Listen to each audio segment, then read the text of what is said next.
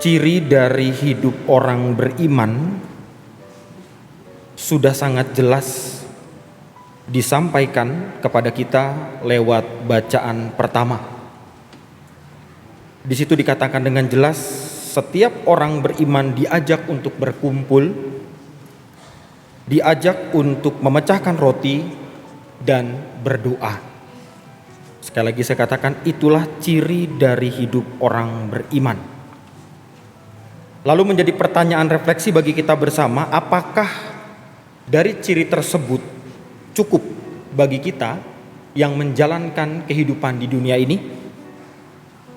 Maka saya mengajak Anda sekalian, ternyata harapannya harusnya juga bahkan lebih dari itu. Bahwasanya hidup orang beriman harus memiliki hidup penuh dengan harapan. Mengapa demikian dan apa artinya? Kita bisa membayangkan Yesus yang selama ini kita imani adalah Yesus yang diwartakan dan membawa keyakinan bagi saya sendiri dan juga bagi orang yang percaya kepadanya. Dan bahkan singkatnya, saya semakin mantap menjadi orang beriman tentu karena Yesus. Terlebih karena Yesus memberikan makna kebangkitan kepada kita di dalam perayaan Paskah ini. Saudara-saudara terkasih dalam Kristus, mengapa hidup orang beriman itu harus memiliki yang namanya harapan? Mari kita membayangkan juga, lewat peristiwa kebangkitan itulah yang akhirnya membuat kita percaya hingga saat ini. Dan bahkan bahwa hidup sesudah kebangkitan ada yang menjamin. Sekali lagi saya katakan, hidup sesudah kebangkitan pasti ada yang menjamin. Buktinya apa? Jika tidak ada kebangkitan, tentu tidak ada orang yang percaya. Dan tentu tidak ada orang yang mau berkumpul, dan bahkan dalam batasan tertentu tidak ada orang yang mau datang memecahkan roti dan berdoa. Tetapi karena percaya dan lewat semangat kebangkitan itu, kita semakin diingatkan bahwa itulah harapan dari orang beriman. Dan bahkan bolehlah kita juga bertanya dalam diri sendiri, mengapa hidup orang beriman itu harus punya harapan? Ternyata umumnya kita bisa membayangkan juga orang yang berharap itu berpikir, apakah yang saya harapkan itu pasti akan terwujud atau tidak? Sehingga banyak perasaan-perasaan campur aduk yang muncul ketika kita sedang berharap akan sesuatu hal dalam kehidupan ini. Dan bahkan saya sekurang-kurangnya merefleksikan bahwa ada 3 perasaan yang muncul ketika kita sedang berharap di dalam kehidupan ini. Dan nyata-nyatanya perasaan yang akan saya sebutkan tadi itu dialami dan terlihat dengan jelas lewat bacaan Injil yang baru saja kita dengar. Apa 3 perasaan yang muncul? Yang pertama adalah perasaan takut, yang kedua adalah perasaan percaya, dan yang ketiga adalah perasaan ingin diselamatkan. Maka saya mengajak Anda untuk melihat satu persatu. Yang pertama, pengalaman takut ataupun rasa takut ternyata bukan hanya dialami oleh Anda, ternyata dialami juga oleh para murid yang takut ketika itu menghadapi dan melihat langsung bagaimana Yesus wafat. Mereka berkata, siapa yang akhirnya menjadi Mesias bagi kami? Dan bahkan pada saat itu mereka sangat takut. Ketika Yesus wafat, mereka juga takut kepada orang Yahudi. Saudara-saudara terkasih, dalam pengalaman kehidupan kita sehari-hari, kita juga memiliki pengalaman takut tersebut. Entah itu orang takut gagal, entah itu orang takut ditinggal, dan bahkan orang juga punya pengalaman takut kehilangan. Dan juga banyak sekali pengalaman-pengalaman ketakutan sesuai dengan keadaan kita masing-masing hingga saat ini.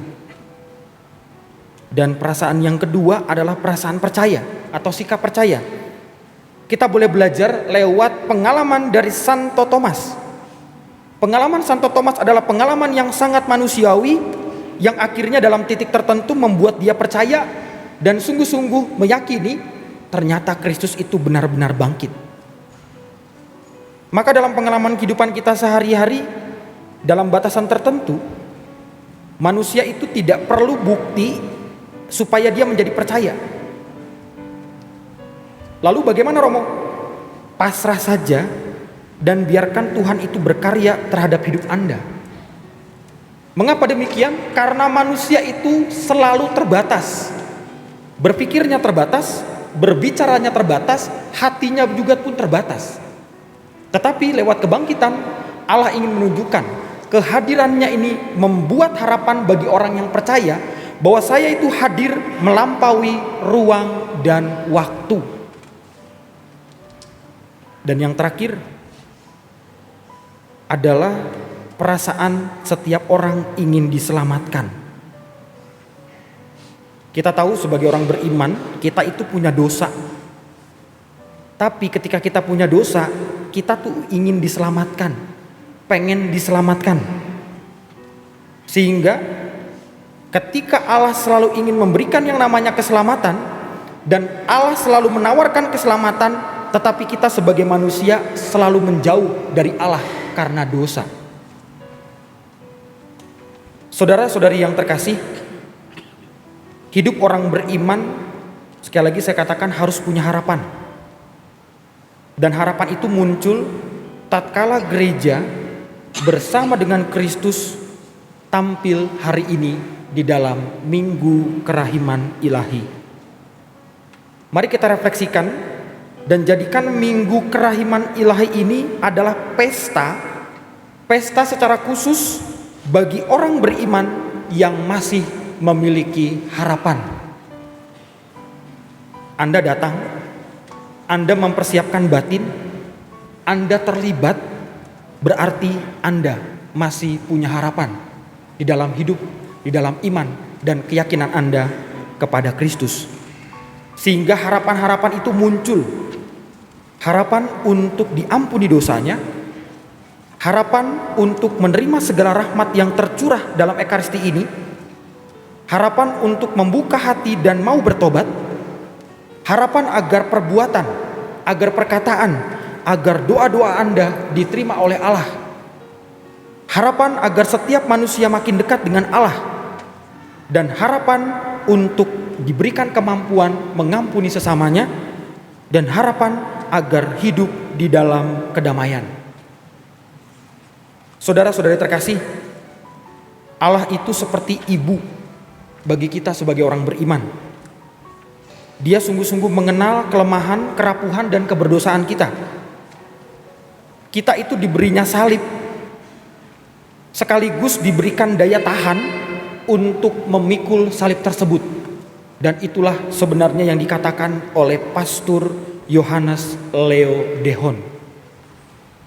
Dan bahkan lebih daripada itu, ingatlah bahwa kerahiman adalah sifat utama Tuhan yang seharusnya menjadi sifat utama bagi kita yang datang ini dan percaya kepada Allah.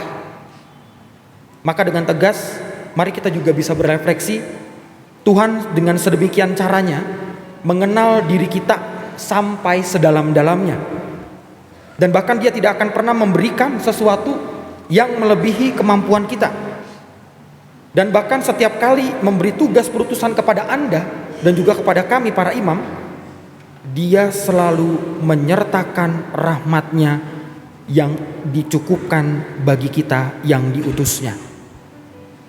Kalau Anda tadi bernyanyi ataupun berdoa, Yesus Engkau adalah andalanku, ternyata kita adalah orang-orang beriman yang masih berharap akan kerahiman-Nya.